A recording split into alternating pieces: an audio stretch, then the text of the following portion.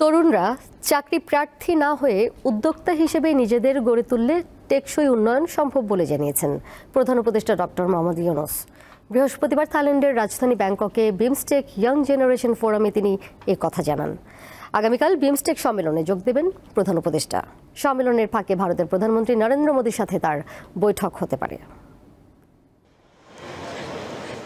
বঙ্গোপসাগরীয় অঞ্চলের 7টি দেশের জোট বিমস্টেকের সম্মেলনে যোগ দিতে বৃহস্পতিবার সকালে থাইল্যান্ডের উদ্দেশ্যে ঢাকা ছাড়েন প্রধান উপদেষ্টা ডক্টর মোহাম্মদ ইউনূস। বাংলাদেশ এয়ারলাইন্সের একটি ফ্লাইটে স্থানীয় সময় দুপুর 12টায় তিনি ব্যাংককে পৌঁছান।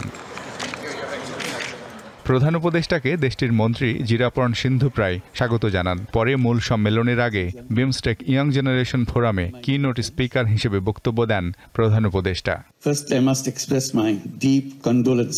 ভূমিকম্পে বিধ্বস্ত মিয়ানমারের প্রতি শোক জানিয়ে বিশ্বের বিভিন্ন দেশের প্রতিনিধি, বিশেষ করে যুবকদের উদ্দেশ্যে ডক্টর ইউনূস বলেন, বর্তমানে এমন পৃথিবী তৈরি করা হচ্ছে যেখানে পরিবেশ ধ্বংস হচ্ছে।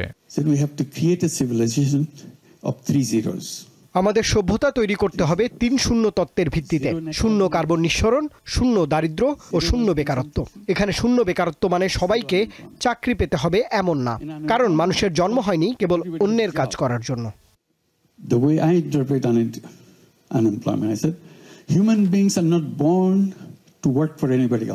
তিনি বর্তমান প্রজন্মের তরুণদের কেবল চাকরির পেছনে না ছুটে ক্ষুদ্র পরিসরে হলেও ব্যবসা করার পরামর্শ দেন। Slavery is not part of our destination. Job turns you into slave. মানুষকে তার কাঙ্ক্ষিত গন্তব্যে এগিয়ে যেতে দাসত্ব অংশ হতে পারে না।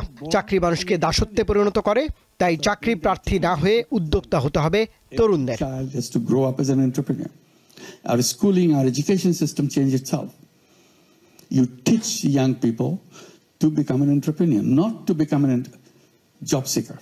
শুক্রবার সম্মেলনের মূল আয়োজনে যোগ দেবেন প্রধান উপদেষ্টা। এছাড়া সম্মেলনের ফাঁকে ভারতের প্রধানমন্ত্রী নরেন্দ্র মোদী সহ বিমস্টেক সদস্য দেশের সরকার প্রধানদের সঙ্গে তাঁর বৈঠক হওয়ার কথা রয়েছে। মিজানুর রহমান, দীপ্ত সংবাদ, ঢাকা।